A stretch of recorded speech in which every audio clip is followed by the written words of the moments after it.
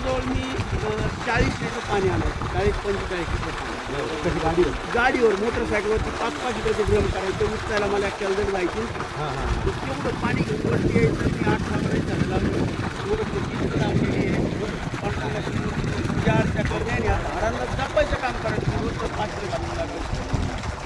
परंतु आता तिथं काय एवढं पाणी सगळं आपण करू शकत नाही. मग आता त्यात 2 झाला आता गोरख चिंचेचं गोरखची चिंच चांगल्यापैकी डोक्यापेक्षा उंच झाली. अरे वा क्या बात. आणि वडाचं झाड सुद्धा खूप मोठं चांगल्यापैकी आहे.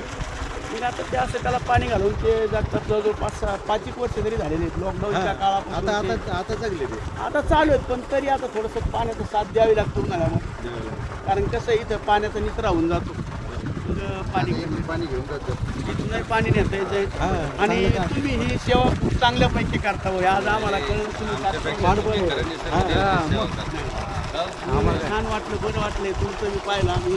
काय ग्रुपचं नाव काय आपलं? निसर्ग भ्रमंती. निसर्ग भ्रमंती. छान नावही सुंदर दिलं तुम्ही भ्रमंती. आणि खरंच आहे निसर्ग आणि लोक सोबत एवढं टँकर द्यायला डोनर तयार आहे. तुम्हाला सांगतो खऱ्या अर्थानं जर विचार केला निसर्गाची सेवा शोधायला लागतं तुमच्याकडे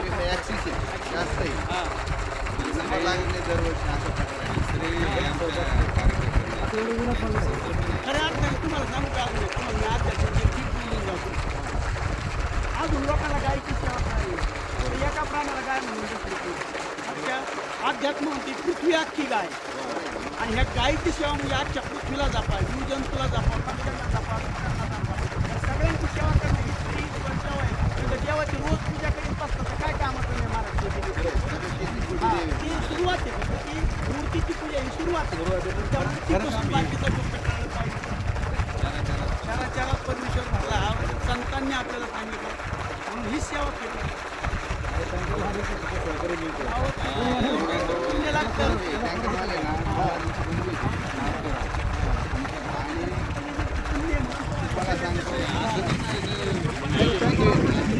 कसं नाही आम्ही नारळ टँकर इकडे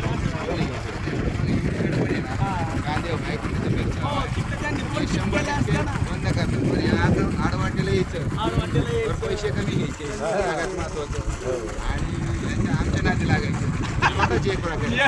पण हे लोकांची तरी सेवा आहे. ही सेवा आहे महाराज. भाव लागतो याच्यासाठी बाकी करण्यासाठी भाव लागतो. म्हणजे ते एवढे ग्रेट आहे ना. काय करायचं फक्त सांगा तू असते काही काहीची आवड लागत टँकर टाकायला. जात नसते. आखा पट्टा हेच माऊली जाणते नादीच लोक आहेत बुवा. दरवर्षी आमच्या मला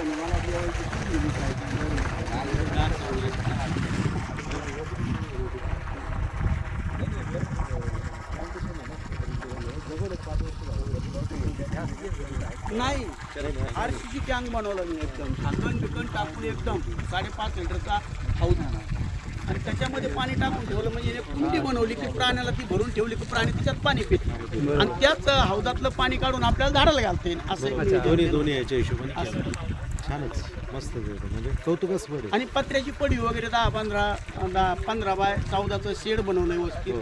तर रात्री मुक्कामी पण थांबतो आम्ही कधी कधी. अरे वा. हा रात्री नगरवरून काय येतात जे साधक लोक असतात ना बरं ध्यान धारण्यासाठी स्पेशल ते येणारे येतात. मग येऊ आम्ही कधी या नक्की या नक्की या कळवा फक्त येणार. छानच. कारण आम्हाला हे प्राणी बघण्यामध्ये पण म्हणजे तसंच पाहिलं सकाळी सकाळी आलं तिथं मोर अहो, असतात, हरिण मागच्याच आहे असतात. अहो सशी सुद्धा इतकी आहे तिथं. संध्याकाळी पाणी टाकलं ना निघेपर्यंत 15-20 पोर डायरेक्ट पाण्यावर आले अजून अर्धा वाजता सर अजून हा पण आता ते रिपेरिंग. मला वाटतं हे ओव्हरफ्लो होईल असं आणि 5000 लिटरचा आहे. बरोबर झालं टँकर 5000 लिटरचा आहे. हे किती हे जास्त असतं मग याची क्षमता थोडी जास्त आहे. डबल सडसड हां अजून भरपूर स्कोप आहे त्याला बस. ह्याच्यात अजूनही 5 बस अजून 5 सहज बसतोय. हां बरोबर.